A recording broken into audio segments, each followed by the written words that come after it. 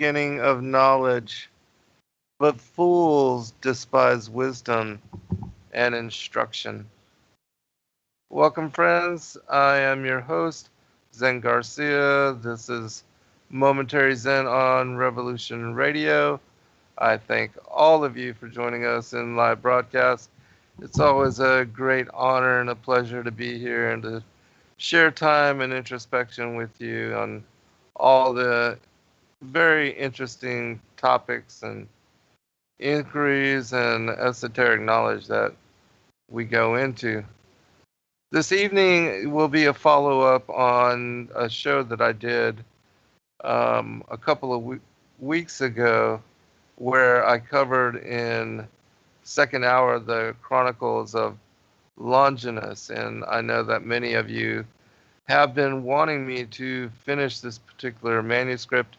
It is one that is part of the Thracian Chronicles collection, which not many people are familiar with. And I know for a fact, as far as the English translation, I'm the only person that has a copy of this manuscript. And unfortunately, I'm not able to disseminate it, but I have been given permission by the Thracian Church to share it in audio and to be able to cover it in the manner that I will be this evening. And this will be the second portion of what is 18 chapters of the entirety of this manuscript. And I also want to let you know that the individual that made the translation, that English is not his first language, and so some of it might sound a little bit funny to native English speaking people. And it's just because he is Swedish, he's a linguist, and that is his study and area of expertise. But, again, English is not his first language. And so I will cover the remaining chapters this evening and should have no problem doing so. However, I do want to give you an update because I know many of you still do ask me when the manuscripts are going to be released. And for those that don't know anything about the Thracian Chronicles, or as far as the Thracian people at all, if you look at the in Genesis chapter 10, it has a table of nations as they were the genealogies of the different children of Noah, Shem, Ham, and Japheth. And Tiras is mentioned as being one of those born of the lineage of Japheth. And Tiras is the king and the one that was the progenitor of the Thracian people, who were the empires and peoples that lived in the Bulgarian region. They are said to have come down from the Northlands, from Hyperborea, and that their people were a very advanced race of, according to the archaeology and to the artifacts that they left, they were of larger stature than people of this day and age, which I do believe that the ancestors of Adam were also the first 10 generations, a larger stature, and they had longer longevity. But these people were said to have come down from Hyperborea and what is known as the ancient land of Thule or Thule. And it documents in the Book of Ari, which is another one of the Thracian manuscripts, which I've shared portion of. I've done one show on this manuscript, and I can probably do 3 more at some point. But it shows how these people were also believers and knowledgeable about the coming of the Messiah. and how he would be born of a virgin, and that he would be a descendant of Adam's line, immaculately conceived, and also that he would be in role not only Messiah, but also the Passover lamb that John said, "Behold the lamb that takes away the sins of the world." And so this is knowledge that was passed down in their traditions. And the Thracians are the empire and the kingdom which preceded the Greek, the Romans, and even the Sumerian.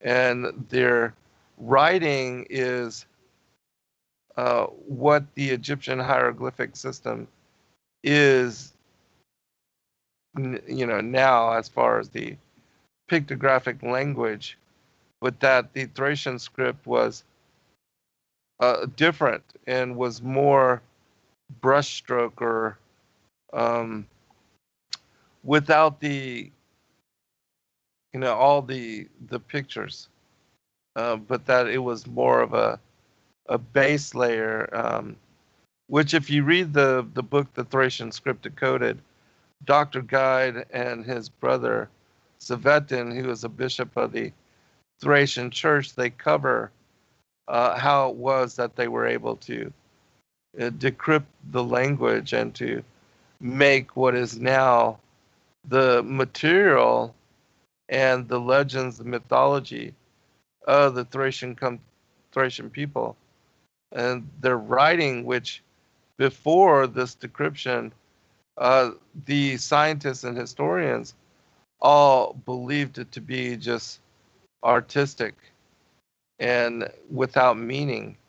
And yet it has now been proven that there's very deep wisdom associated to the pictographic language that is found on what are the oldest artifacts in the world. They date back acceptedly to 7,000, 6,500 BC. And these artifacts are exquisite. I mean, you know, the the artistic craftsmanship that is exhibited by these artifacts are, in my opinion, beyond even what artisans are capable of doing in this day and age. And they show not only a technology and a capacity which should not have, according to the timeline and to science, that, primitive peoples and uh, cavemen, all that, these people were far more advanced and very knowledgeable, very skilled, and they were fierce warriors. The Romans did decimate their numbers, and because it was against their way of being to surrender, they were wiped out in entirety. And it was only because of a betrayal amongst their own that they were able to be overcome. And the story that is found in the book of Ari speaks about this and contains the legacy of this betrayal and tells the story of how the Romans were able to utilize this schism to set the people into a trap and then to decimate their numbers. But anyways, I will share that at some point. But this evening, I would like to finish the Chronicles of Longinus, which, for those that missed the first show, Longinus is the Thracian soldier, which, piercing the side of Christ, he was also a witness to the miracles that unfolded in that day and age. And also that he was, his eye, which had become wounded, injured in a manner that he was unable to see, that it was healed by the blood of Christ that dribbled into his eye. And not only was he healed in a manner that gave him physical sight, restoring his ability to see, but he was also blessed with a spiritual capacity that gave him powers, which are supernatural in consideration and that are spoken about in this manuscript. There's even an aspect of the text which we'll go into this evening that speaks about his flying when he was lifted up and to receive a vision, a prophetic vision, an oracle of what was to come. And, of course, all of this sounds very strange, but I would remind readers, listeners, that even in the second book of Enoch, Enoch was taken up through the seven heavens, but he was given flight by the two archangels that came to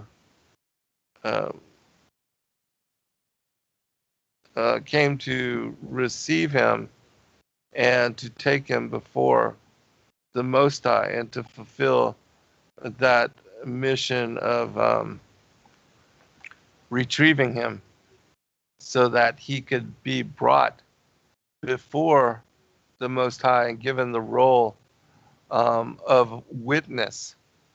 That not only was he going to be a witness and write down and chronicle what the Watchers had done in rebelling against the Most High, but that he would also be initiated and ordained to be a chronicler of what was revealed in the library of God, and also to share the generations of humanity that would lead to the coming of the Son of Man, according to the messianic prophecies that are contained in the book of Enoch. But let me see exactly what chapter.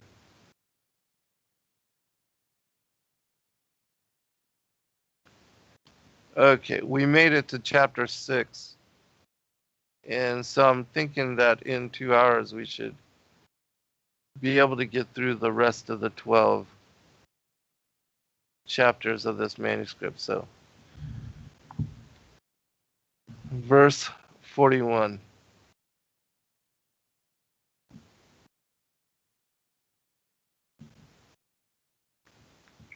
All right, let me get the text aligned. I saw how the bent people were made upright and healed, and how the crippled and the handicapped were healed, the blind from birth receiving their sight, and the mute were able to hear and to speak. And all this did not happen once or twice, but many times, that I wonder what would happen if people brought to him all the sick in the same time, which would be healed before our eyes. Is it possible that the days of illness in the world would end? You yourself, brother, tell me if you have ever heard before about such things, because I haven't. But now myself I have seen it with my own eyes. Let me stop here for just a second and just catch people up that here Longinus is having a conversation with Lazarus. And Lazarus is telling him the story historically of his relationship and friendship with the Messiah, with Christ, with Yahushua, and that his family had known him since he was very young, having grown up with him and his family. And this is also mentioned in the Archico volume, which is an eyewitness report passed down by the Sanhedrin and written by even Gamaliel, who was the teacher of Paul, Saul of Tarsus, before his conversion. And Gamaliel was also the brother of not only Nicodemus, who, being part of the priesthood, also came to be a believer, and left the Gospel of Nicodemus, a manuscript which explains the 3 days that Christ was away from his body. And that also shares in parallel account the passion of the Messiah. But it also shows that in other manuscripts, as well as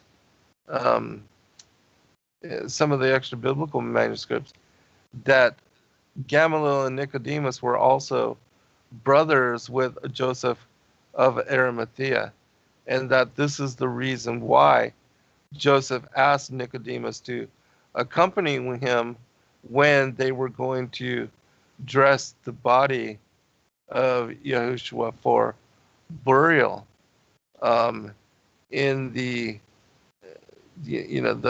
Sabbath before what was the 16th of Nisan, the Feast of First Fruits, that it was on the Sabbath of unleavened bread, that right before the beginning at dawn, that they were able to entomb him and to rush back to their homes, to their place of residence. But anyway, so this is the narrative that we're starting off here, is that Longinus is having this this conversation with Lazarus. And also in the first hour, it shows how he spoke. Longinus spoke with Joseph of Arimathea, and in having conversation and friendship with him, that this was also one of the reasons why he became a believer in Christ, besides what he had witnessed on the day of his passion, and that he was truly sorry for having become part of what was the murder of Yahushua.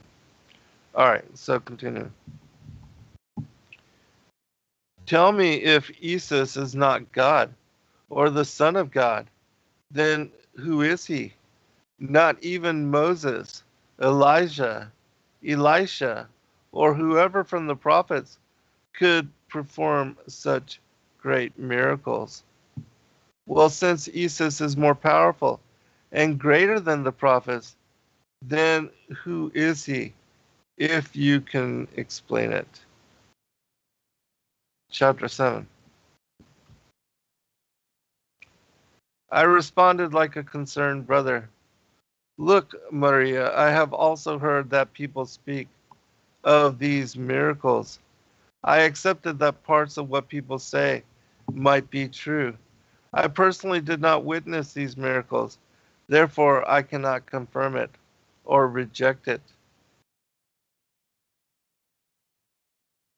You know what? This is actually Lazarus speaking with his sister, and that a lot of people believe in the Da Vinci Code that Mary of Magdalene married Christ and had children that were the Merovingian kings.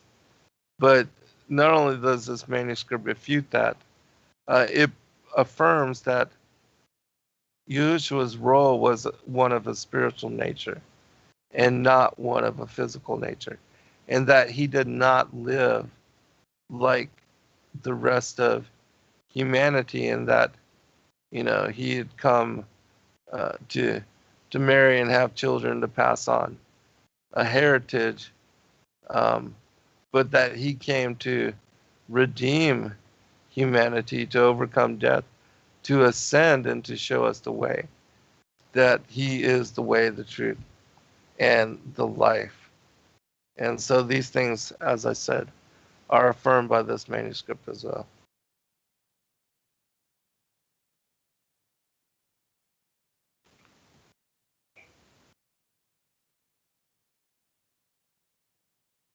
Okay.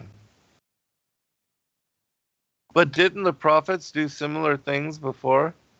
Don't misunderstand me. I am prepared to accept that Jesus is God's prophet and a great healer, and even that he is the anointed and the branch from David. But still, my sister, is it not the same compared to what you have said, that he is God? We compared to the Hellenes, or the Greeks, do not believe in many gods. If we did, I would accept that one of them had descended to earth, because I know that you don't lie to me when you say that you saw with your own eyes all these miracles. We believe in one sole God, the God of Israel. There's no way that God would leave his heavenly throne, surrounded by seraphim and cherubs, in order to come and live as one of us. I see that this man eats and drinks water and sleeps, just like all of us. Why would he do that if he is God? I thought that God does not need all these human things. Think again, and you will see that you are deceived.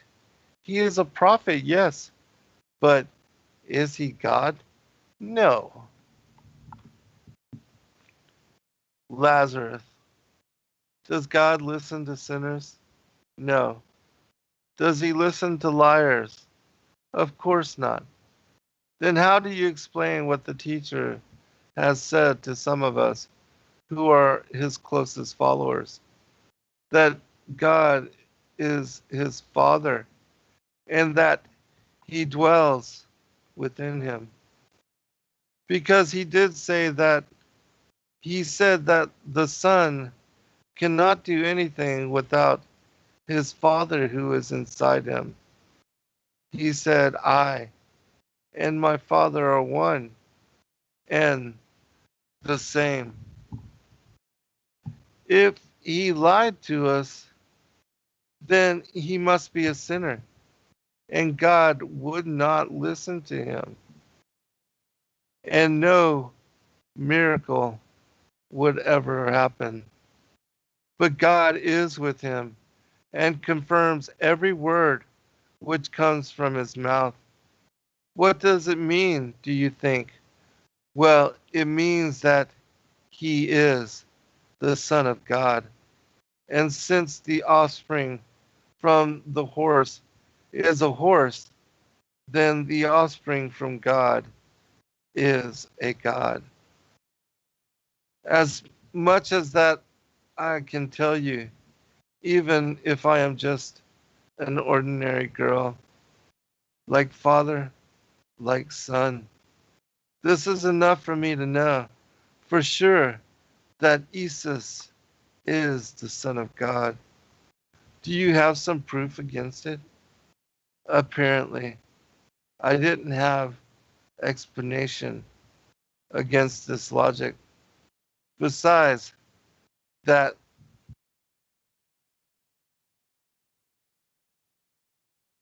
this was a feminine logic, but still, it was logic. Well, we will see. Time will show what is what and who is who. I just hope that you will not suffer from believing this. I replied quickly and ended the conversation for the evening. But I couldn't fall asleep for long hours because these answers and the logic from Maria bothered the whole of my being. At the end, I fell asleep and had the most particular dream. It was so particular and so vivid that while I was dreaming, I thought I was awakened to reality. In the dream, I saw a royal chariot and a man who sat down, and he looked similar to Caesar. There were four horses, which were the strongest and most blazing I had ever seen. They galloped fast on their way to Jerusalem and caused a cloud of dust which surrounded me from all sides. And because I was standing on the very highway, the tramp and the uproar and the neighing from the horses caused such turmoil. I was scared and tried to run away, but I just hobbled and fell down on the side of the road. And then the chariot made a turn and came towards me. Terrified, I saw now that the geared horses were not horses at all, but actually ferocious lions, which roared with all their strength. And from their mouth came out fiery breath. I made an attempt to get up so I could try to run away, but I could not move. I just managed to shout, "The fiery chariot and the cherubs of the God of Israel, God, have mercy and protect me." I covered my eyes with my hands, so I wouldn't be able to see the face of the Lord, and so that I may live. And then I saw a familiar image which calmed me. He uttered some words to the lions in an unknown speech, and they bended their tails like obedient little dogs at his feet. I lifted up my head and I saw a face of a man. It was Isis. He looked at me and began to laugh in a friendly manner, and then he uttered again something to the animals.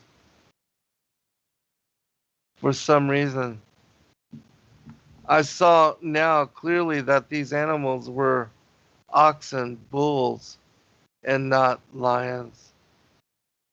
They bent forward, their thick necks, and tightened up the big oxen cart on the way to the city. I remained alone on the road and thought about how this oxen cart had scared me, which Isis conveyed. Probably he was going to Jerusalem for the festivity.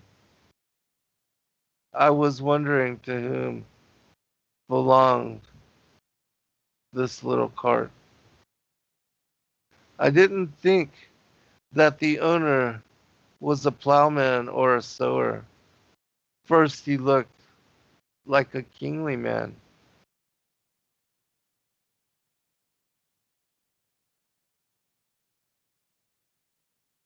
From the house of Caesar. Wait, wait, why did I see the chariot of the God of Israel? What was this? And then I woke up.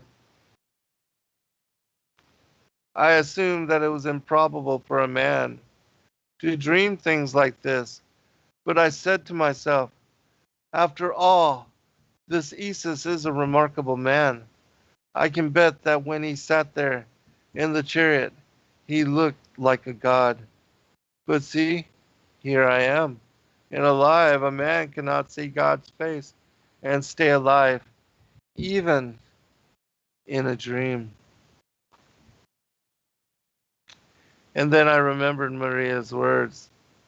The Son of God is like Father, like Son. Now it occurred to me that I had never heard up until now that God had a son.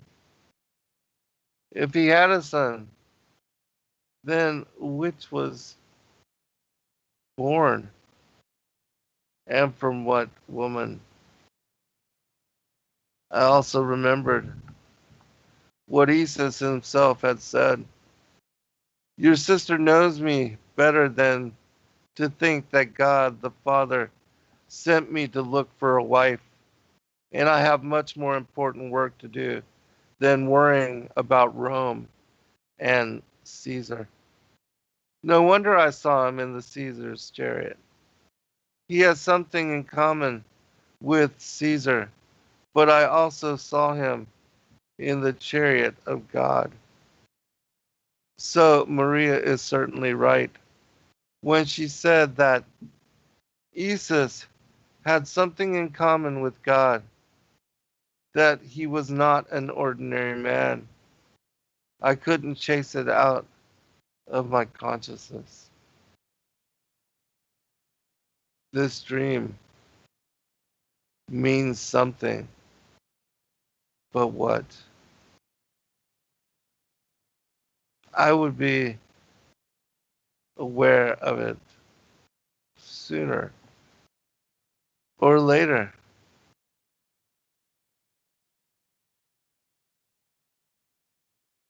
Then I assumed, but unfortunately, I got sick. Chapter 8, Lazarus' near-death experience.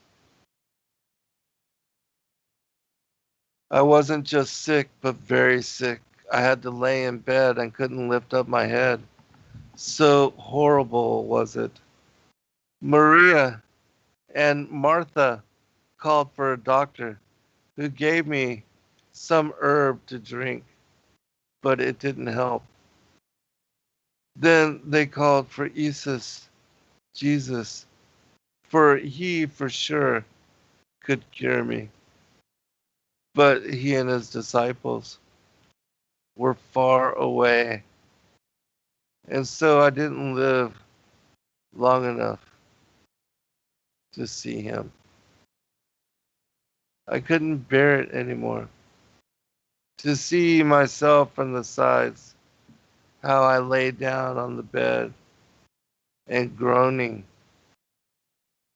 I felt really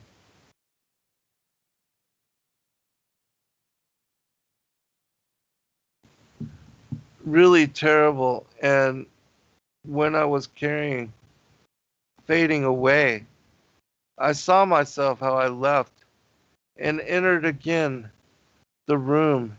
And in the same time, I saw myself from the side, how I lay on the bed, having glassy eyes. I realized that I was dead because I saw my sisters hugging my body and crying inconsolably. The neighbors came also, but I was not waiting anymore. Now I felt easy, and I flew away to some hill outside the city. I saw my whole life flash before me like on a screen, and in many faces of relatives and acquaintances. I thought that I was already in the bosom of Abram or in the Elysian fields, as the Hellenes had called it. But while I was in the hills, it suddenly darkened, and I was very scared. I saw a globe, a pinpoint of light, and when it came closer, I was confronted by some very dark entities, very evil, and whose appearance was disgusting, disturbing. I tried to resist, but they were much stronger, and so I shouted for help. Unfortunately, no one came to rescue me. They dragged me to a dark room, something which remained like a cave, and then they unclothed me, and then they mocked me. They put me on a rocky, sinkling tube and began to fill it with boiling water. They were feeling satisfaction at watching how the water burned me and how I screamed in pain. They felt my body everywhere with their repulsive, bony, and long hands with crooked nails. They then pricked me with heated spits and yelled with joy and satisfaction. Their faces were disturbingly evil, but hidden behind what seemed like masks. They were definitely not human. They were odd, deformed creatures from some other world, probably demonic and devilish. There was a bad, putrid smell everywhere, stink and filth, and screams from suffering that I could not see. The vaults of the caves were filled with smoke and steam, and they were glowing because of some fire. Everything was surrounded in horror and hopelessness. After that, they bound me with chains, with chains to some funeral stone where I heard whispers from the other dead. And I saw decomposed bodies and perished remains on the ground of the cave. The darkness was indescribable, and the horror, the hopelessness, filling everything all around me. I was racked in pain, but this time because of the frigid cold. And besides that, I felt terrible thirst and hunger.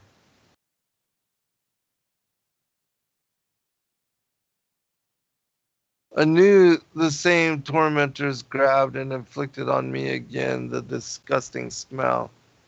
In their fiery room of the cave, torment with the hot, boiling water. They mocked me.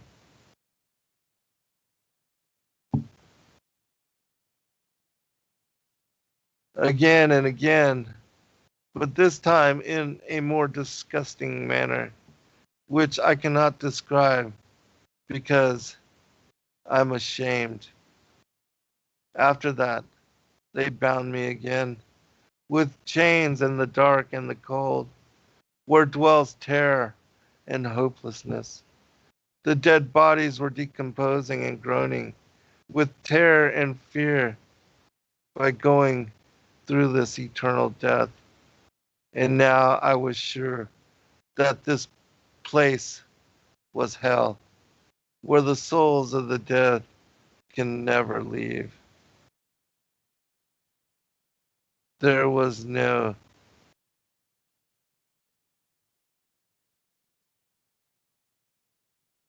Elysian fields and no bosom of Abraham. There was only pain, endless pain, and nobody who could rescue you. I don't know why, but during an unexpected moment, I recalled my dream in which I saw Isis as God in the Chariot of God, the God of Israel. And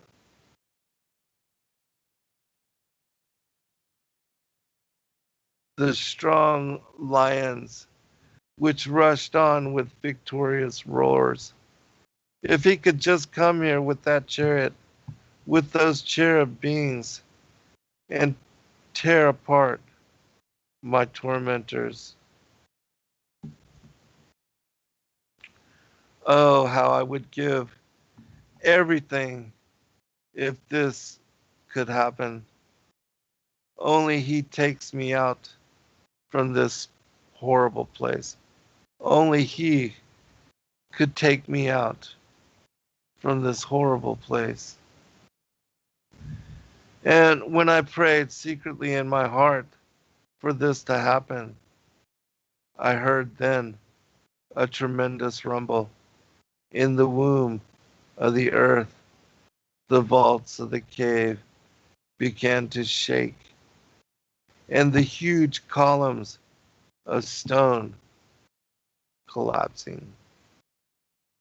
I saw that the rocks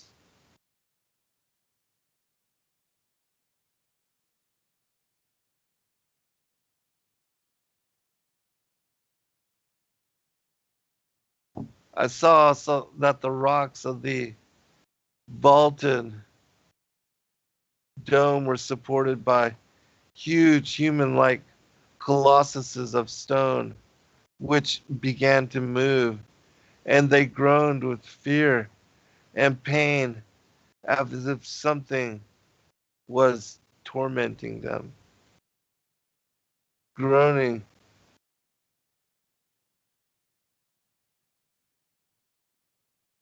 the colossuses themselves spoke, asking, "What is this?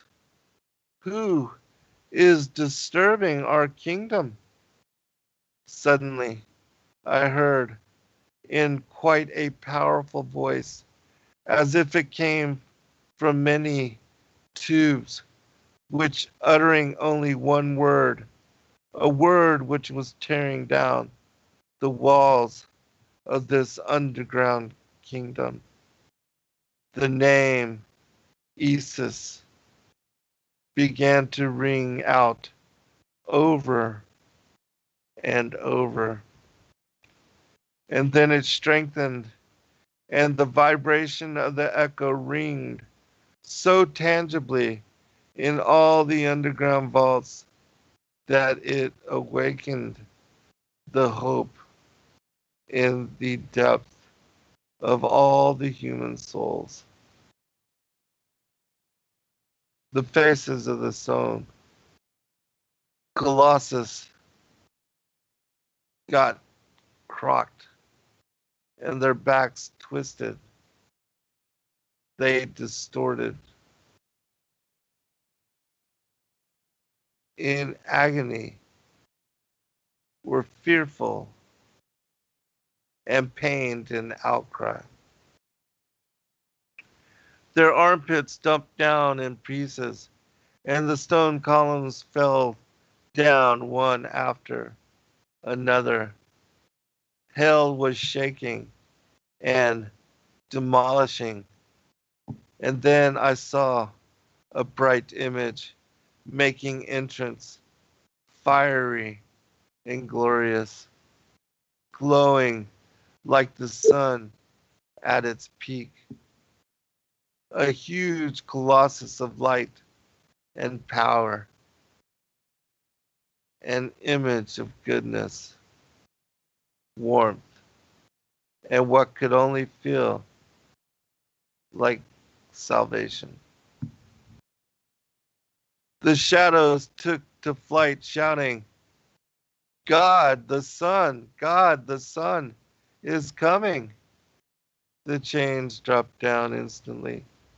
I saw his eyes, and I heard the world's most precious sound and voice, like angelic music.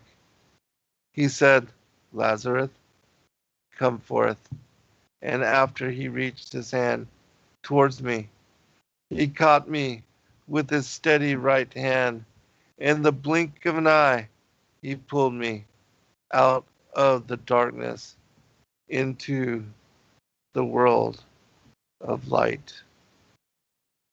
I took a deep breath and found myself alive again in the world of the living. Chapter 9.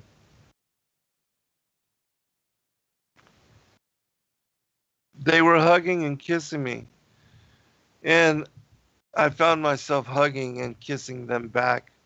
Martha, Maria, Jesus, Peter, Johann, and all the disciples. They couldn't get enough of being joyful, and they bowed down before Jesus, like Adonai, the Lord God.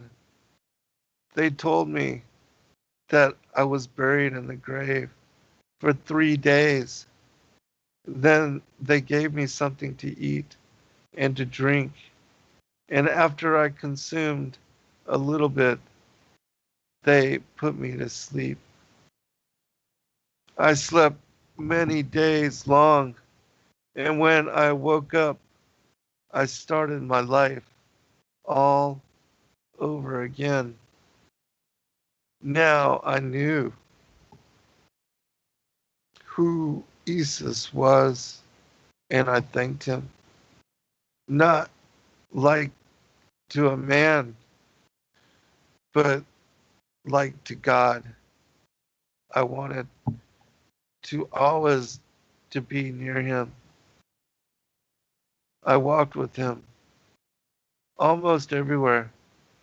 I wanted to become his disciple and to learn from him everything. I loved him. I understood. But who wouldn't love him? Lazarus's words had pressure on my mind because I wanted to ask him for more details regarding his experience in that place of death and then his resurrection. I had heard a lot about this place, which the Greeks and the Romans call Hades, and which we, the Thracians, call the lake of fire, a destination for doomed souls.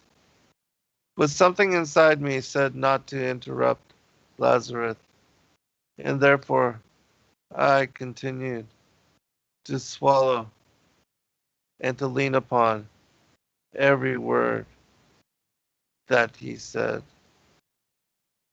I didn't want him to stop what he was sharing. And he was eager to share these blazing memories. It would even be difficult to interrupt him, and no matter how I tried, but I couldn't. And he continued with his honest and inspired speech. Many joined our group after they had seen many of these great miracles which Jesus had done in their life, just like that which happened to me. I will not forget when once the elders of a village brought to Jesus a woman who, committing adultery, I speak of Mary from Magdonia, a very beautiful woman. A few men could resist her if she showed desire. I'm not surprised that she was with many men because the men around her were all tempted. And when I saw her myself, I had to look down so I wouldn't be tempted by her naked body, bared body, which I could see through her torn clothes when they brought and dragged her on the ground. They struck her face with palms, kicking her, pointed at her with fingers, and cursed her in the name of God, saying that she deserved to die. Then they brought her to Jesus and his disciples, tossing her at his feet. People shouted and insisted that Jesus should judge her to death according to the law of Moshe. She, confused and in tears, was horrified because she was expecting to be stoned to death by the crowd. Jesus turned his back, took some steps, and sat down. His disciples also sat down around him. The crowd stared at Jesus and waited for his verdict. And then Jesus looked down on the softening, mellow ground and started to write down things on a little piece of clay. I was near him, and so I focused on what he was writing, but it was not in our language. I saw something which confused me, because from the signs which Jesus was writing down came out small puffs of smoke, which made a rush in different directions. And when the little fumes arose, they formed immaterial figures of men who took a stand around Jesus and the disciples. I nudged Peter and asked him if he was seeing the same thing as I. He looked at me with wondering eyes and said that there was nothing to see. And then I understood that nobody was seeing the things which I saw. For the first time, I realized then that after I had come back to life, that I could see and hear things that others were not able and I was not able to do before. This was a very odd feeling, but without a doubt, it was something very large and important. Something had happened to me, and I was changed. I looked again at the immaterial spirit men who stood before Jesus. The oldest one whispered to him and said, "Yes, she is enlisted in the covenant, and your temple is her fortress." Jesus nodded and looked down. He wrote something additional. The others also nodded. They moved. We'll be right back for second hour.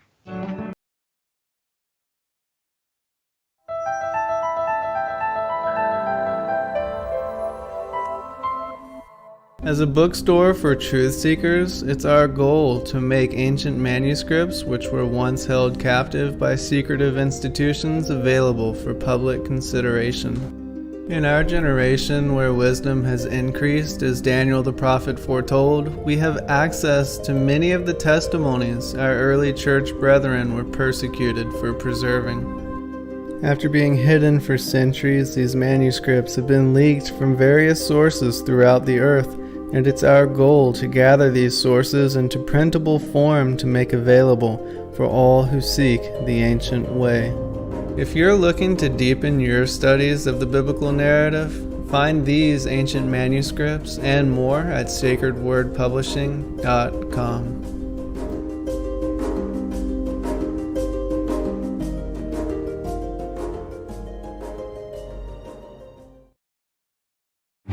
In a world where we are ridiculed for questioning mainstream narrative, it can feel like we are studying alone. So together with you, Sacred Word Publishing classes has begun. Are you interested in biblical Hebrew, the Enochian calendar, extra biblical texts, or other esoteric topics? Join any class for free. Or do you have research you'd like to share with fellow truth seekers? We'd love to help you set up a class. As students, we also have an opportunity to be teachers, and whichever role you're settled into today, we'll be happy to study with you at swpclass.com. Email us at sacredwordpublishingllc@gmail.com with your class ideas, and we look forward to learning with you. See you in class!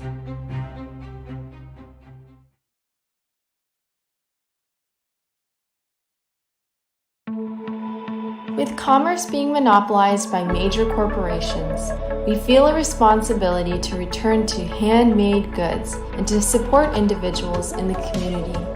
Sacred Word Publishing wants to encourage truth seekers to support each other, and one of the best ways we can do that is through offering this centralized marketplace where everyone's homemade products can be easily accessed by our fellow members in the body of Christ. Would you be interested in offering your handcrafted items in our store? Email us at sacredwordpublishingllc@gmail.com. Support the truth-seeking community by going to www.swpmarket.com. Your partnership with Sacred Word Publishing goes further than the publishing of ancient manuscripts and weekly video content. You also make a huge impact across the earth in orphanages in Myanmar, India, Uganda, and Kenya. Your support is crucial for the development of the ecclesia of real truth seekers.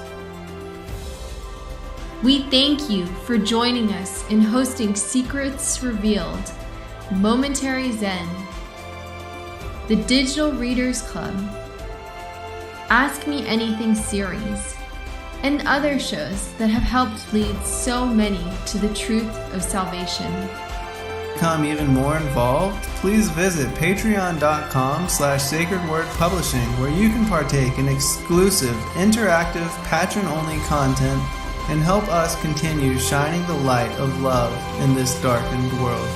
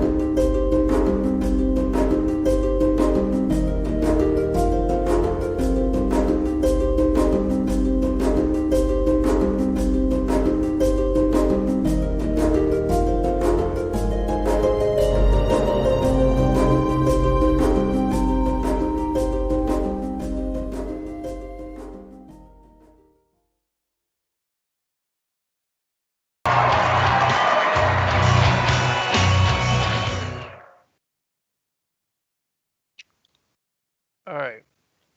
Welcome back, everybody. Let me pick up where I left off. I'm going to try to make it through this particular manuscript.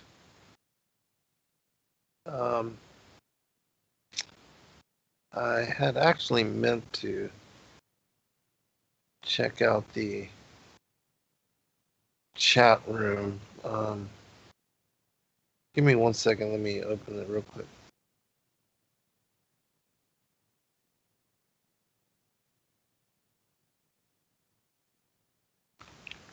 Okay.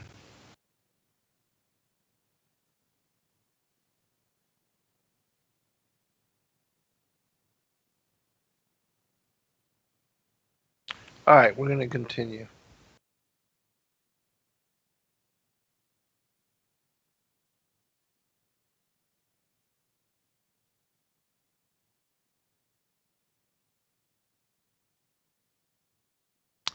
I'm looking for the place that I was at.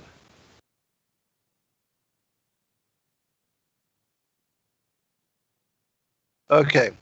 The immaterial spirit man who Lazarus is seeing and describing as being able to see. These are obviously angels, and that they are, at the behest of Yahushua, who, of course, is the Son of God. And I just want to make mention in a different story, in one of the New Testament apocryphal manuscripts that I had read previously, that it was the Pharisees that had brought in this woman, and in the other gospel narratives it's not described as Mary of Magdala, which I'm guessing is Magdala as well. But however, when they began to, want him to stone her, which according to the law of Moshe was the proper judgment, that he started to write on the ground in the sand, and the Pharisees coming closer to see what he was doing, he was actually writing down the sins that they had themselves. And we're talking, large sins that may have even been more abominable than even what she had committed as being an adulteress. And he went down in a list and wrote down, the sins, which when they saw and read them, they were ashamed, and they all sleeked away one by one until there was no one there. And then afterwards, that's when he said to her, is no one here to judge you? Neither do I judge you. Go forth and sin no more. And it's interesting that in that story, it makes a depiction and it explains and I don't remember the exact account right now. I've read and studied so many manuscripts, but anyways, this particular it emphasized, the writing in the ground, which I thought was very intriguing. And it was a manuscript that I had never explained, that I had never seen explain the manner of what was being written and what, how it affected deeply the Pharisees, and it caused them to then slink away and to be ashamed at themselves, and that Christ knew their behavior and the sins that they themselves had committed.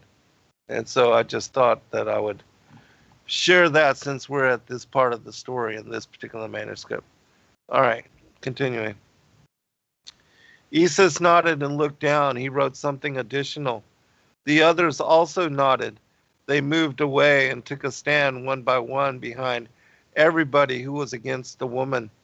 With their immaterial hands, they grabbed the shoulders and the hands of the accusers and prevented them from moving.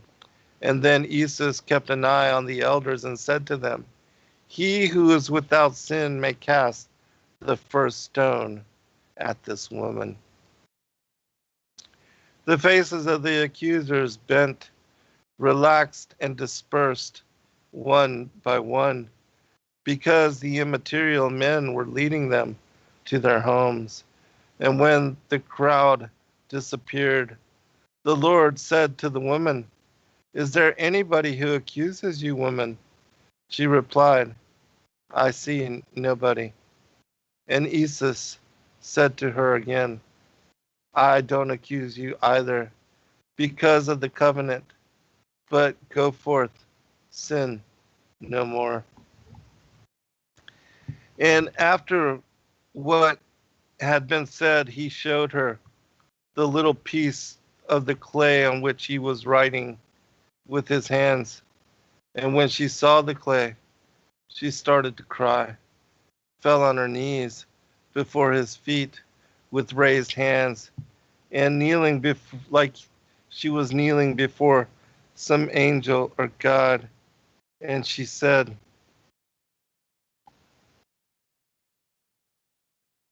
and she bowed and said to him something in a language which I did not know. This was Maria from Mygdona, from the land of Thrace, and from this day she followed the Lord everywhere he went. And she was telling everybody joyfully, "The Son-giving God has found me, and only he is my beloved." Some of her former acquaintances were saying that she was from Migdala, a place located 2 days away, and called her the turbulent one from Migdala. And because people thought that she had gone mad, and they wanted to terminate their acquaintance with her, but she came from Mygdona 8 years ago, and it was Isis who threw out of her the 7 devils of depravity. There's a footnote here that speaks about Mygdona or Mygdonia.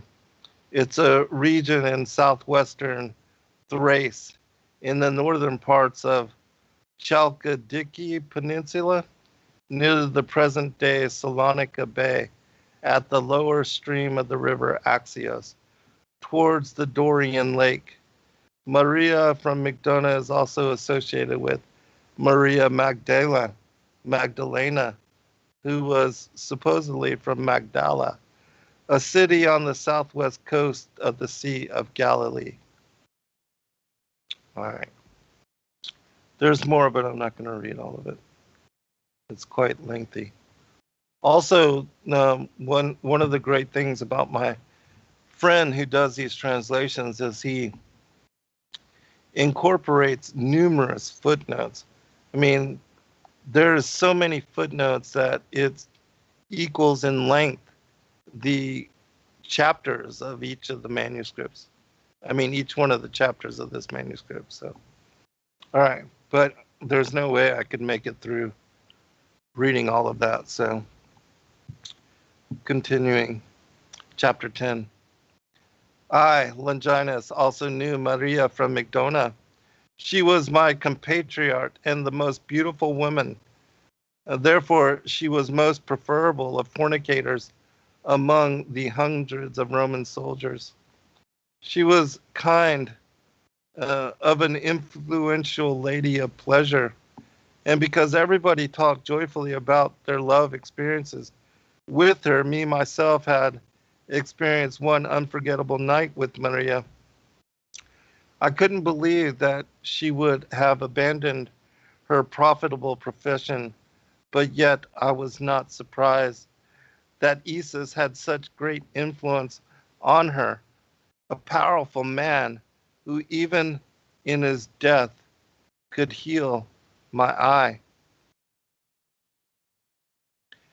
I was quite quiet and wondered and was amazed over the incredible long short story coming out from the beneficial mouth of Lazarus.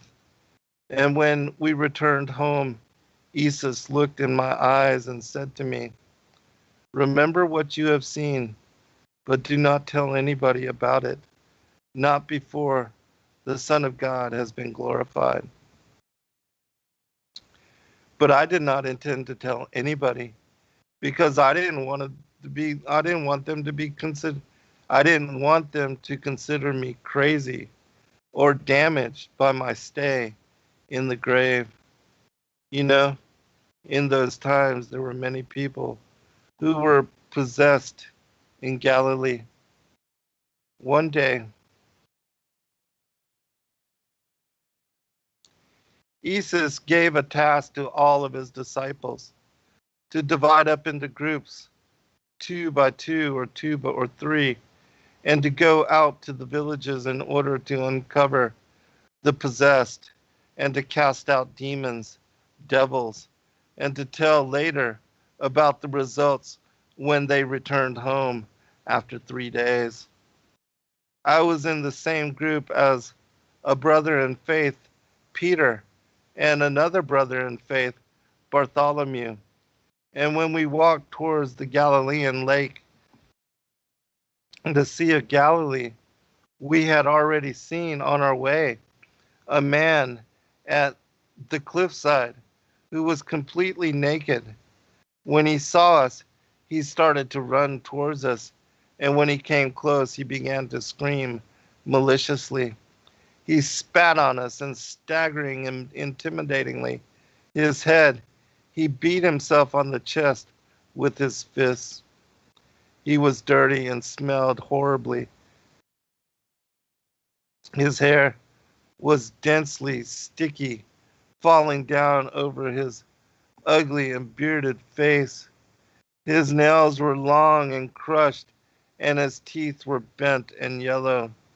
And though he was very big and strong, with fearful looks, Brother Peter, controlling himself, stood upright before him, tall as he was, rose his hands and said confidently with loud and firm voice, "In the name of Adonai and his Messiah, I command you, unclean and evil spirit, to leave this man." But the man just laughed. He lips something and then spat on Peter. It was disgusting. And then the 3 of us raised our hands at him and repeated the commandment with loud voice so that the evil spirit might leave this man. But the man just got mad and attacked us with his fist. We shouted, "Leave him! Leave him!" But the possessed man beat us on the head and then kicked us wherever possible. We tried to hold him and wanted to put his hands behind his back, but he was robust and stronger than the 3 of us together. We were ashamed because we had to run back to where we came from while the man screamed behind us, using abusive words, intimidating us with his fists. He started to run after us, but it was difficult for him to run barefoot on the rocky ground, and so he gave it up. We returned home the same day in order to clean up and to recover from the defeat. The next day, Peter and Bartholomew left in the morning in order to continue to chase evil spirits and to heal other possessed people. We will just try to do it with others who are not that strong, and we may be able to hold them and to defeat them. What happened yesterday is rare, and most people are not like that," said Peter. "Are you coming with us, Longinus?" "But I prefer to stay at home." because my right shoulder did hurt very much by the beating from the possessed. And when they left, I did some thinking, and I decided to go to Isis before the determined time and to ask him what was wrong with us and why we were not able to heal the possessed man. Do you know, Lazarus, that when, oh, this is Lazarus, sorry. Do you know, Lazarus, that when I commanded you to come out from the grave, people who were around could only see that I resurrected you? But only you yourself know best what happened in reality. You saw that I had come to the very pits of hell to pull you out of there. It is the same with these possessed people who are enslaved and bound by their beasts. They are at the lounge of their own hell, and they outwardly hear when we command them to leave. But they do not see how we enter the boundary to their hell territory, which torments them, so we can lead them out of the darkness in which they are. Come, we will go again to that man, you and me together, and I will show you how it is done, because you have eyes which can see. And Isis said that, and then he led me to the other side of the Galilean lake. Chapter 11. We took the boat in order to come across the lake, and when we were approaching its end, closer to the possessed man, we found ourselves in large waves, big waves, soon ravaged by such a terrible storm, so that the water poured into our boat, which we had to scrape it up with our hollows. Otherwise, we would have drowned. And then the teacher said to me, look, how this fierce and terrible storm is inside that man. We reached our destination. Isis rose, stood up in the boat, and whispering some words, he then uttered clearly, stop! Be quiet! And the wind suddenly stopped, and the storm got silent, and the sea calmed down. I looked and saw that our boat reached the rocky beach where the possessed man was. Behind the cliffs were hiding many, many dark and terrible men, armed with spears and swords, and in front was their leader. When we got out of the boat, I noticed something which I couldn't believe. I realized that Isis was a lot taller than all those people, and I didn't understand how I could miss that point, that Isis was so very tall and strong. And out of our boat also emerged many armed men who obviously following us. But previously I believed that I and Isis were the only ones in the boat. I couldn't grasp mentally all of this, especially when I saw how many men got out of the boat. Apparently something unusual or abnormal was happening. The leader of the dark soldiers, the soldiers who were hidden behind the cliffs, approached Isis and spread out at Isis' feet and said, we are legion, and I am their leader. But your legions are thousands. I beg you, great king and son of God, do not destroy us. Esus kicked him with the sole of his sandal and thundered with his voice in such a way that all were numbed and the rocks echoed. Esus's face turned flashy like a thunderbolt which tears up the sky. You are not worthy to call yourselves soldiers. You are pigs who entered pigs. Yes, all of you are pigs, and only 2 of you are pig herds. Therefore, and go notify your chiefs that I am handing all of you over to the depth of the sea till the day of your judgment. After Esus said to him, I focused my eyes carefully, and then I saw that from behind the cliffs came numerous herds of swine, which were shoveling around, grunting, and the armed legions which I saw before were no longer there.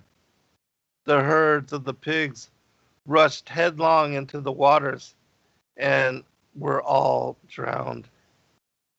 But the pig herds fled in disorder far away and went to their chiefs to report the verdict of Esus. I don't know how long of a time it took, but somebody touched my shoulder, and when I turned back, I saw only Esus standing by me. But not far away, I spotted the possessed man, of which we spoke previously.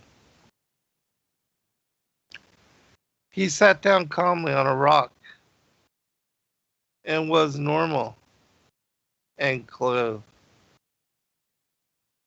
When he saw us, he climbed down and came to Esus kneeling before him.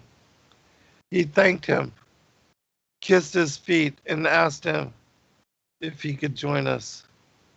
But Esus restrained him and said to him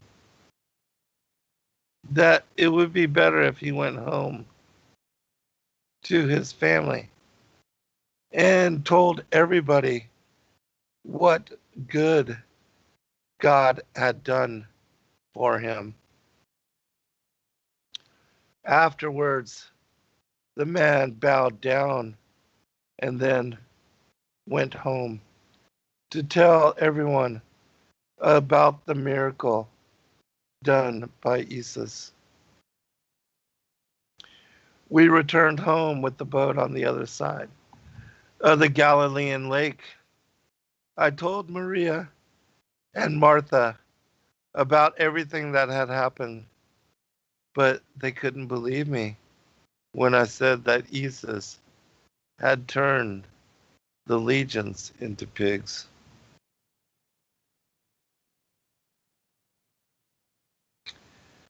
Me, myself, I even was unsure what exactly I saw, but I did believe that I was revealing those things that I felt in that moment. Chapter 12.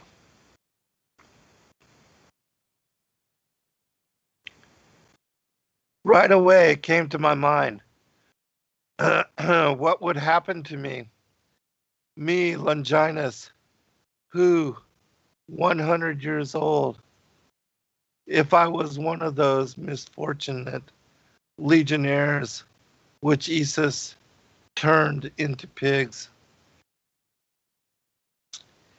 I knew many legions, and I wouldn't exaggerate if I said that many of them wouldn't need to be turned into pigs because they were already really pigs. I often wondered why Rome tolerated such people to participate in the line of its legions. But yet Rome needed people to fight and to die for it. Certainly Caesar thought that it would be better if the pigs died in battle, I thought. I know how difficult it was for me to maintain order and discipline amongst the soldiers. How suitable Isis called them pigs as if he was inside their hearts and souls. Captivated, I continued to listen to Lazarus, who had no intention to put to an end his story. And despite it being a late hour, it would soon be morning. There wouldn't be any sleeping this night. In the morning, I had to show up in the barracks and return to my official duties. I was tired, but I was also very agitated, and so I couldn't stop thinking of the touching words of this wise man who continued to speak to me tirelessly. Quote, after 2 days, all the disciples returned from their task and gathered together with Isis. They brought with them an old man and his son and placed them in the middle. And then the old man fell face downward and bowed before the teacher. And he begged Isis with tearful voice, gentle teacher, my son is suffering of a very bad possession.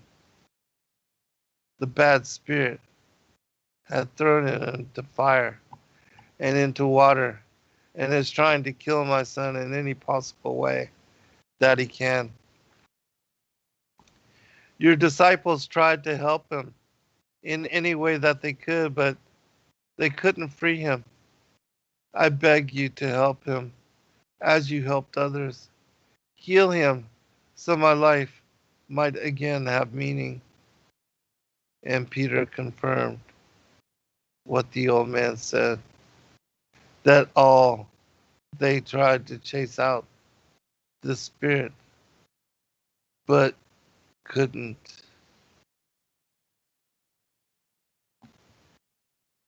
Succeed.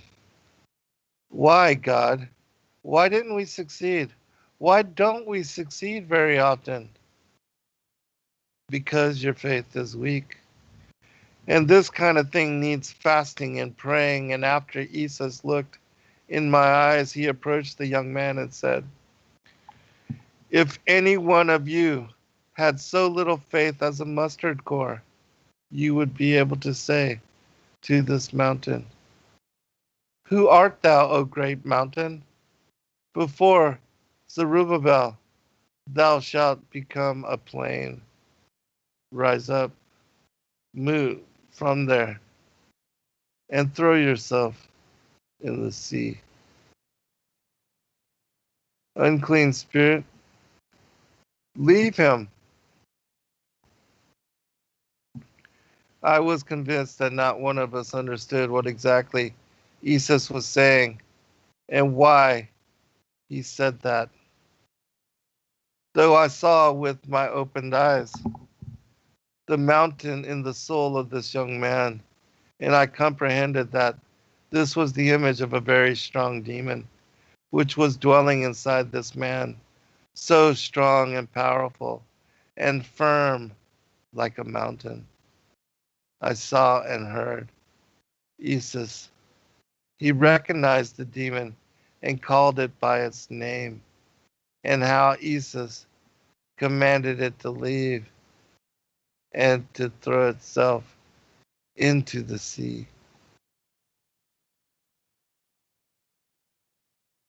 What happened next was that the mountain truly was cast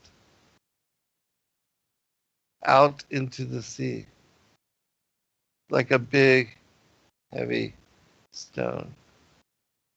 And then it sank down, no longer to be found. But while the mountain was sinking, the young man was crumpled by the demon for the last time.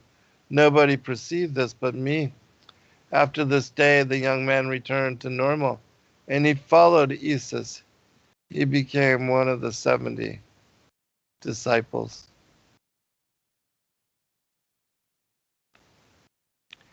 And Lazarus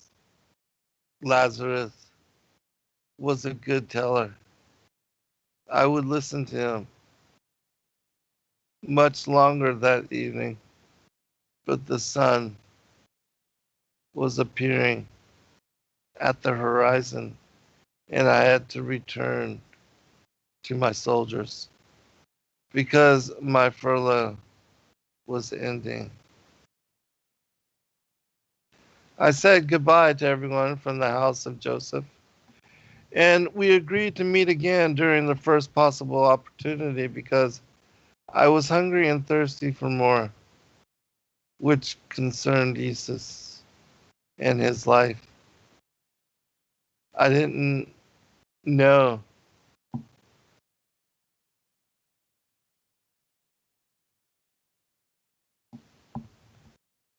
that soon I would not be able to see any of them, and I never would meet Lazarus again. When you're a military man, you never know when and where you are next appointed duty. And on the next day, I was sent together with Caesar's legions to Caesarea, and from there we sailed to Cyprus, where we stayed for 2 years.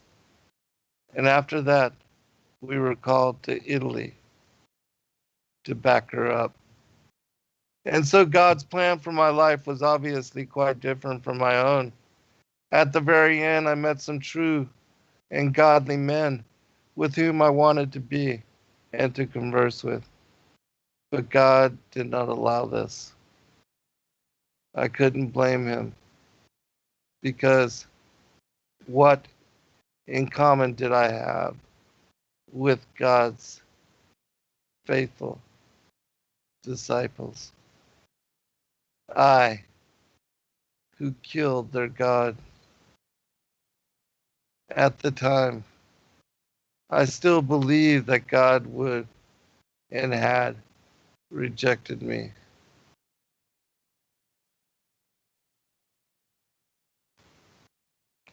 Forever, and that he wouldn't forgive me, and that I would certainly end up in hell, deserving it altogether.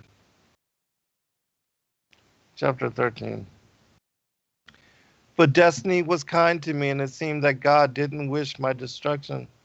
And what happened more was that I was given a higher rank for my military merits and was appointed as chief for a whole garrison in Philippopol, a country city in Thrace. Obviously, they sent me there because I knew well the language of the locals, and the authorities assumed that because of this, I would be able to pacify the populations there more easily, since they were not so hospitable towards the presence of the Roman legions. I didn't expect in my wildest imaginations to meet again Maria from Magdala.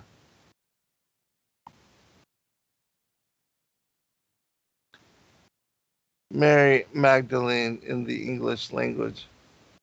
In Philippopus,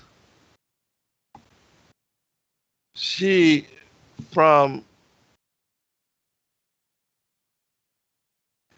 had returned to her native land after Isis had died, together with some of her countrymen who were among his disciples. I was very much surprised that she recognized me.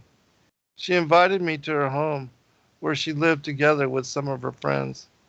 I absolutely couldn't refuse her invitation because I didn't want to miss more information, and I also wanted to know what happened to Isis's followers after I left Israel.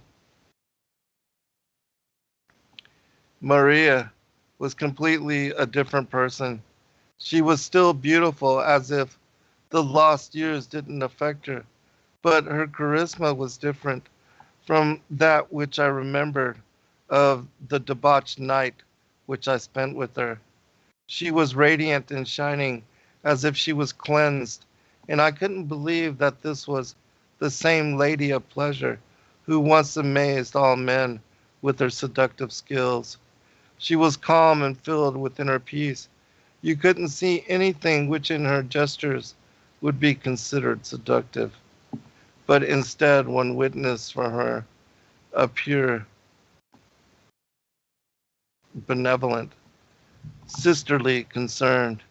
She was telling me wonderful things regarding how her life had changed after she met Jesus, and she spoke enthusiastically of his second coming, when he would bring to the kingdom of justice to world. One day when I visited Maria, she introduced me to a man called Paul.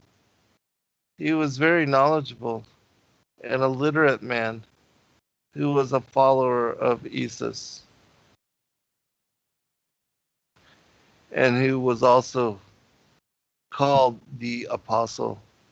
He was speaking before a huge crowd in the square of the city Philippopo and before the Capitolium, where he gained a lot of new followers, whom he, Paul, used to meet later in their homes. Maria told me that Pavel, had established an assembly for the faithful in Philippopo, and one day she invited me to their gathering. That evening, the apostle spoke of the necessity of forgiveness of sins, which could only be possible through Jesus' sacrifice, of which he accomplished before the God of the universe. That is, before his own sacrifice on the cross, as redemption for all of humanity, and as a gift for all who will believe in him, so they may not go to hell and everlasting condemnation, but because of forgiveness, inherited an everlasting life.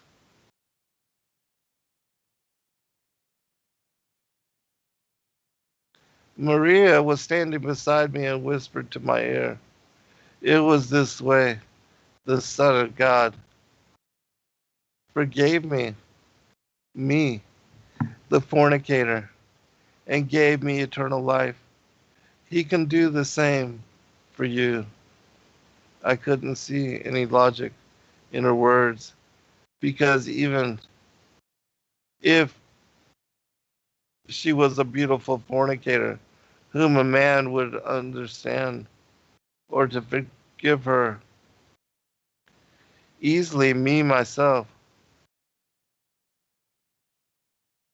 wouldn't have forgiven her. I could see, I could see, I could not see any logic in her words, because as she was a beautiful fornicator whom a man would understand and forgive easily, myself, circumstances were different. I was not only a soldier, my hands were saturated with the spilt blood of the guilty and the innocent. There's more to it. I was an executioner who spilled innocent blood of the very Son of God. There's no way I could eradicate myself from God's just judgment. But Maria continued to insist, exclaiming that there were no unpardonable sins. Should someone repent with their whole heart and accept the personal sacrifice of the Son of God as redemption for our sins. I decided to stay until the late evening so I could ask the apostle myself, after he finished his speech.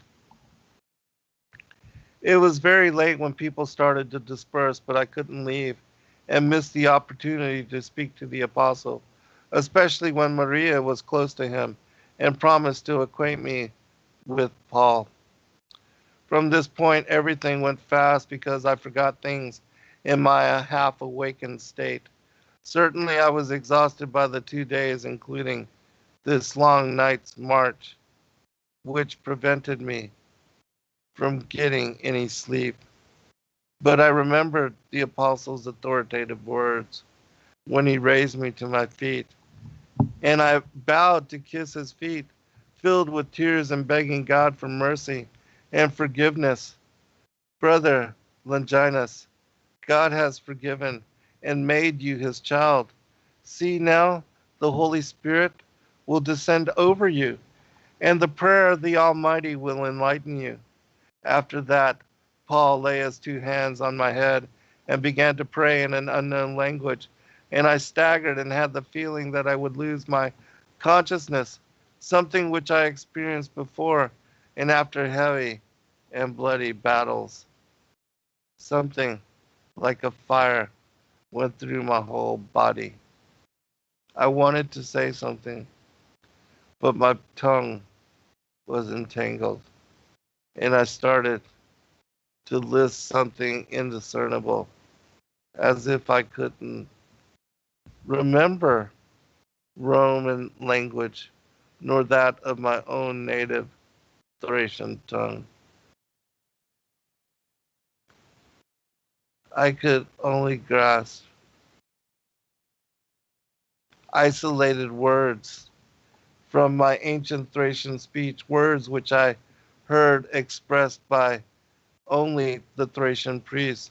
Something sounded like praise the great God, and his name is Sun and Justice, or the just sun had risen, or something of that regard. And after that, I seemed to hear Isis, Jesus, the God of Thrace, and other such similar but unconnected phrases.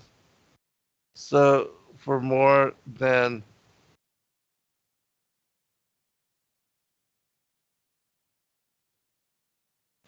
1 hour, I murmured such an outpouring of tears, emotions, and gratitude. In that moment, I was certain that Isis forgave me. I felt forgiven, redeemed, and eternally saved. Later, I fell asleep in Maria's home. In the morning, I was alone with Maria. The apostle had that same evening already left because he had to travel a long way in order to reach Thessalonica. I awoke again in Maria's bed, but this time it wasn't like being with a lady of pleasure. This time she was an angelic savior, a saintly benefactress. From now on, I was part of her brotherhood, and I tried not to miss a single gathering of the faithful. I was reborn. Yes, I had become one of the faithful followers. Chapter 14. Around 2 years had passed. Soon I would see Isis alive, and he would begin speaking with me in dreams and visions. I will never forget my first meeting with him.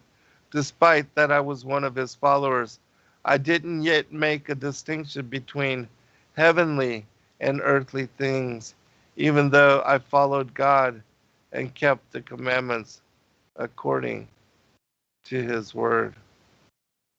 I was full, but with faith and unbounded enthusiasm.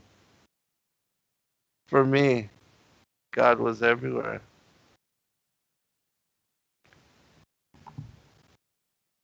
And I remember how he came invisibly to help me wherever I called him. I knew him like a good father, and I relied on him for everything. Well, regarding my first meeting, one day, when I was in bed, the door to my room opened, and I heard a voice saying, "Isis is entering." I was really frightened because I thought that my earthly journey was ending. As well, I was uncertain if God approved of me or if he would reject me, even though I had tried to follow his commandments. I made an effort to lift up my eyes towards him while he was entering, but I couldn't even move my eyes. They just dropped to the floor. I was engulfed by a ghastly horror. The whole of my being began to shake. My body stiffened, and I wasn't even able to breathe. I felt the ground shaken beneath my feet. I heard a strong noise roaring, and a strong wind span around me like a whirlwind which pulled me up into the air.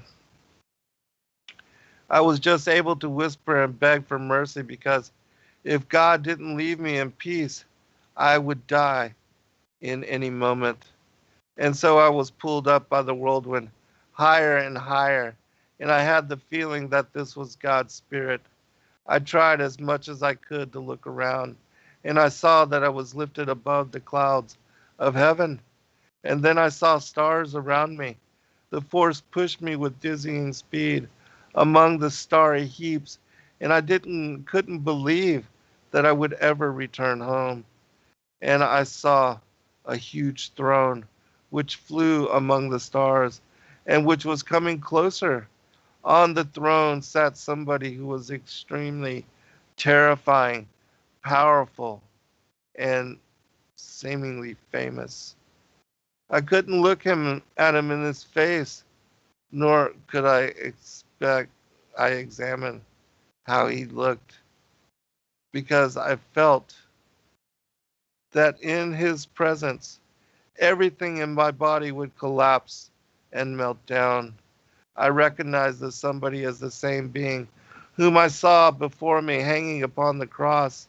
I could only beg for mercy that he wouldn't take my life now, because I hadn't yet done good deeds in his name, nor did I expect to be saved if I died so early. I begged him to return me home so that I might serve him and not be punished after I died. Then his words were strongly embedded into my mind. "You are now my chosen co-vessel." After I heard these words, I regained my composure and found myself again at home.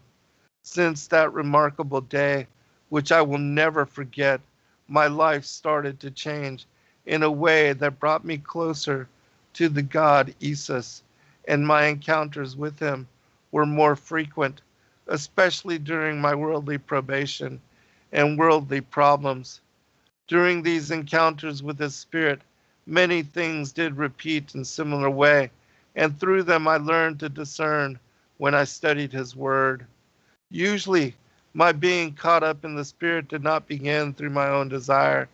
Most often I was awakened by a loud noise, like a call from a pipe or a ringing from a bell, by earthquake and fear of God's presence. After that, there was the appearance of a gust of wind, a whirlwind which would carry me into the air. I flew over countrysides, forests, mountains, and populated places, and then I would encounter God, Isis himself. I also encountered other people, both known and unknown, but mostly saints whom I was unacquainted and learned about for the first time. It wasn't long that my fears vanished and I began to enjoy and even anticipate such moments eagerly, because I especially love flying without wings, being uplifted above the horizon when one could witness marvelous sights. I often met interesting people and shared valuable conversations which opened my mind and revealed to me many secrets. I was still young and inexperienced, and so I didn't understand the meaning of these events, but I enjoyed and longed for them because they encouraged me in my spirit. It made me feel special, like one of God's chosen friends. Yes, Can you imagine me who pierced him, but now who was his chosen friend? What mercy and what great love God had shown towards me, a repentant sinner. There were other things which occurred as well during these kinds of flights. When I was carried off, I was attacked by unknown people with bad intentions, people who chased me, and so I had to fly very high in order to get away from them. Another time I fought them with my spear and sword, and yet another time a heavenly battalion of soldiers intervened in order to help me against my attackers. And when the heavenly soldiers caught them, they carried them away to a place unfamiliar to me. Anyway, I was left alone and could proceed to fly freely. I even had experiences of another character in which I was snatched away in the spirit.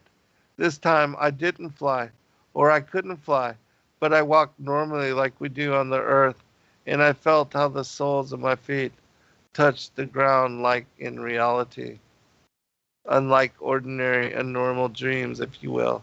I also had dreams of entering into that wonderful world, which felt completely real in every respect, in a way that I experienced things in this earthly world.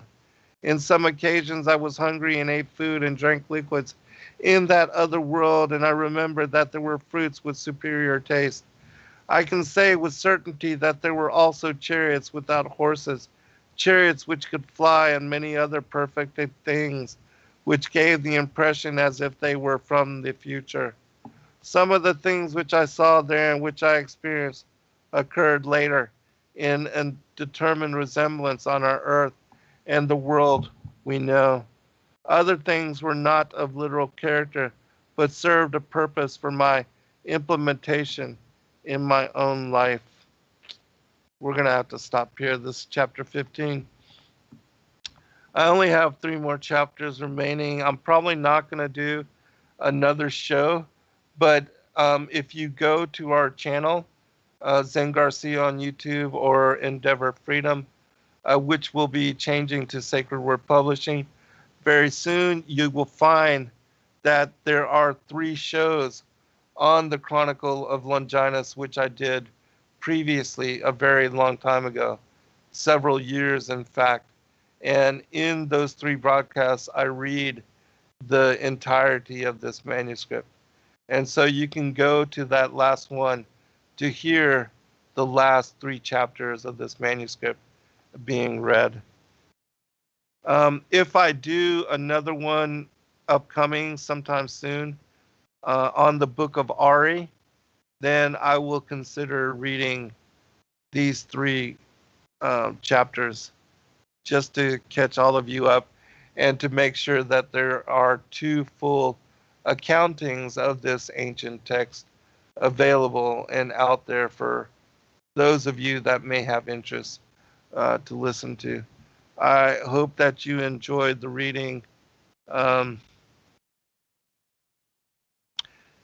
know that, it might be difficult or challenging for some of you, but I think it's a beautiful narrative, and one that shows how even, the greatest of sinners, even he that pierced the side of Christ, that took the life of the Messiah, that he was forgiven and made a chosen vessel, as was Paul and as was Mary Magdalene, and how Lazarus was resurrected, the story of his going into darkness and being persecuted and tormented. Certainly an interesting perspective on the biblical account. God bless all. Good night.